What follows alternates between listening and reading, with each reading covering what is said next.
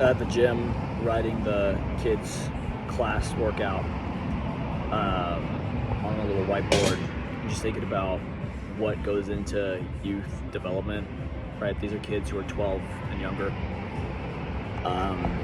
Obviously you're not old enough to really start putting on significant muscle mass in the gym with your training or anything. So our training isn't like what a typical training regimen is going to look like for like a 16-year-old or someone who's gone through puberty or going through puberty, and the hormones are adjusting. They actually put on significant tissue. It's more about motor patterns and getting these kids exposed to figuring out how to move efficiently.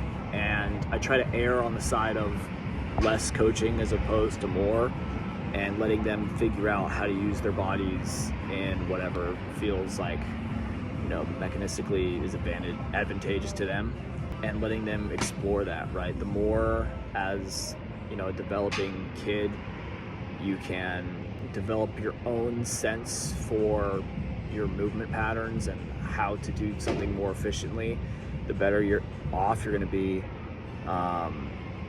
developing as an athlete. There are so many hours of practice that go into developing yourself that no coach is going to be there for. That's something I experienced as an athlete. I wasn't even that good of a football player. I was just kind of a meathead and liked training, and I knew that was going to make me better, so I just did that a lot. And most of my significant progress up until I got to college was self-induced, and it was just because I could go into the weeds and figure things out my own. And I think as a coach, especially in those developmental years when you're working with someone who's 12 or younger, and your coaching is going to make them significantly stronger or faster in terms of tissue development or motor neuron recruitment or motor unit recruitment or whatever.